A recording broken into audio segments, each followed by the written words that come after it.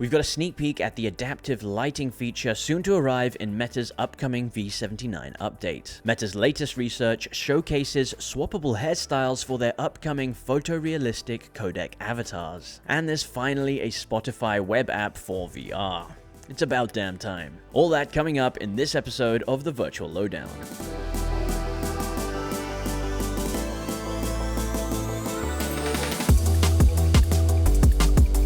What's going on, virtual friends? Welcome to the Virtual Lowdown, the show where I bring you the latest and most exciting news going on in the VR world. Diving right into our first story of the day, we've got a little sneak preview at an upcoming feature for Meta's V79 update. Adaptive lighting is going to be a feature that basically will sense the ambient lighting in your room and adjust your 2D windows and your navigator to match the color temperature of your surroundings. So for example, if you've got your VR headset on at night and you're in pass-through and you've got just some kind of like warm lighting around you, as people tend to enjoy in the, later in the day, your headset will automatically match the color tones of your navigator and your UI and your 2D windows to your environment, which kind of just, for starters, just makes it feel a little bit more seamless, like there's no like jarringness between the color of your 2D apps that you're looking at and your environment. If everything is kind of color matched, it just makes everything feel more like you're physically in the zone. And while it's not exactly a game-changing feature, it's just a little quality of life improvement, and like each of these little things is like an extra tiny little step towards greater immersion in your VR headsets. Now, as of yet, the feature is not going to be optional. There's no way to turn it on or off. It's just something that automatically will happen within your headset.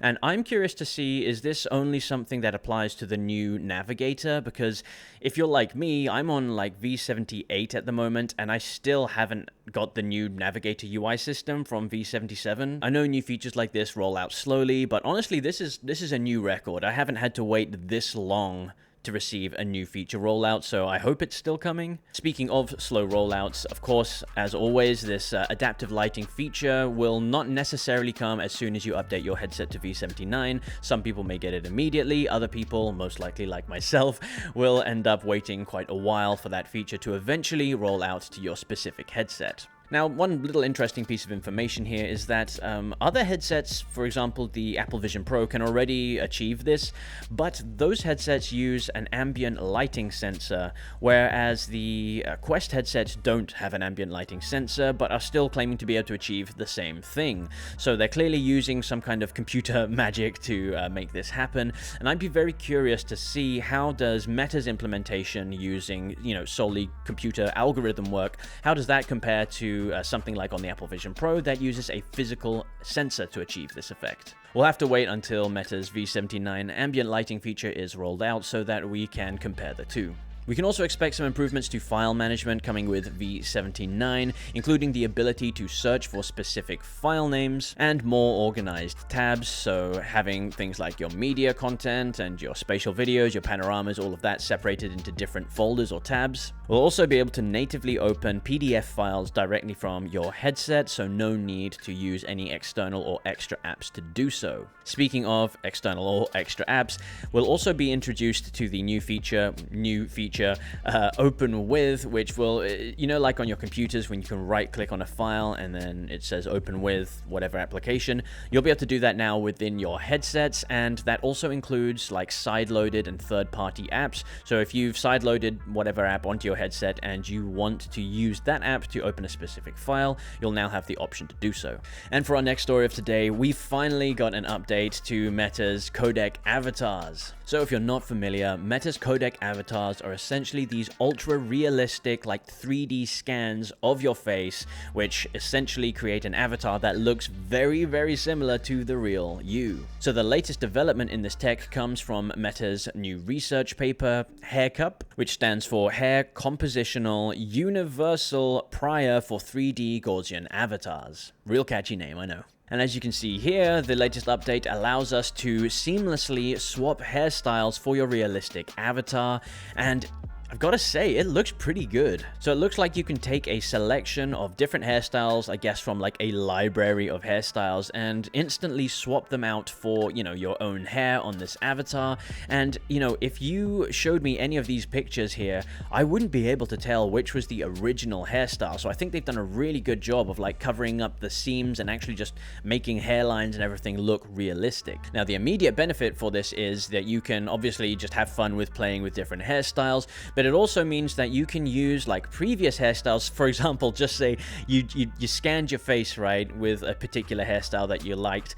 Later down the line, you get a terrible haircut and you're like, oh no, this is like, what have I done? You can revert back to your previous hairstyle and apply that to your avatar so that you don't have to let the world, the virtual world, know the horrors that have happened to your hair in the real world. And it also opens up the potential possibility for like virtual hats in VR. So you don't need to physically wear a hat. You can literally I just select a hat from a virtual library and place it on your noggin, and no one will know that it's not really on your head. So Meta's been working on these codec avatars for quite some time now. I mean, it's literally been years, like potentially 10 years that they've been working on this technology, and it's good to see that they're still updating it, and hopefully there's something that we'll be able to see a little bit later down the line, maybe in the upcoming Meta Connect this September, because when this technology was first announced, or at least when I first saw it, I was super excited for it, and I guess I mistakenly believed that it would be coming out sooner than it was. But with like the Apple Vision Pro and their realistic looking avatars, I say realistic, but they kind of creep me out. Like the Apple Vision Pro avatars, they're not quite where they need to be. They still have that kind of uncanny valley. But from what we've seen here, and you can let me know in the comments if you agree or not, but I think Meta has surpassed that uncanny valley kind of area, and these avatars legitimately just look like real people in like a virtual world. So I'm still very excited to see how this technology develops, and I'm really hopeful that it's something that we'll be able to get our hands on to at least play with, hopefully very soon. However, you should note that for this technology to work, it relies on eye and face tracking to be able to, you know, like accurately track your eye and facial expression movements and map that onto your avatar. So currently none of the Quest headsets have eye or face tracking capabilities. Therefore, we're either going to be looking at, you know, third-party hardware add-ons, or we're going to be looking at a future upcoming headset by Meta, which I would be very surprised if it didn't include some form of eye and face tracking. So it's likely we won't be seeing these codec avatars until Meta drops a headset that has eye and face tracking capabilities natively built in. And finally, you can now listen to your favorite Spotify songs or podcasts in the background while you browse the web in VR or play some virtual fishing or whatever it is you get up to in VR. Spotify have finally released the web app that is natively available in VR. So to get it, very simple. You simply go to the store, the Horizon store, search for Spotify, download the app, and you can open it up, log into your Spotify account if you have one. And by the way, free accounts also work perfectly well as paid accounts. Log into your account, and then you'll be able to play whatever music or podcast that you want to, either right there in full screen if you're watching a video podcast, or if you just want to have some tunes on in the background while you do something else, you can minimize the app, or play the tunes, minimize your app, and get on with whatever it is you are doing.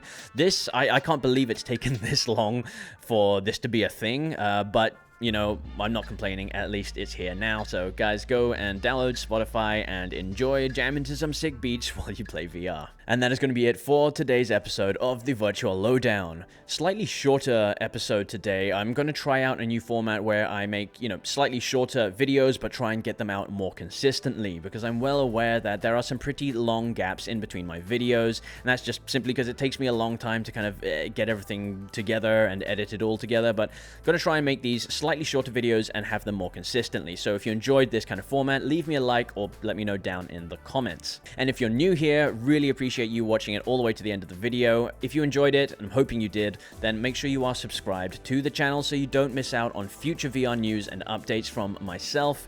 That's going to be all for today, guys. Have a wonderful day, and I'll see you in the next one.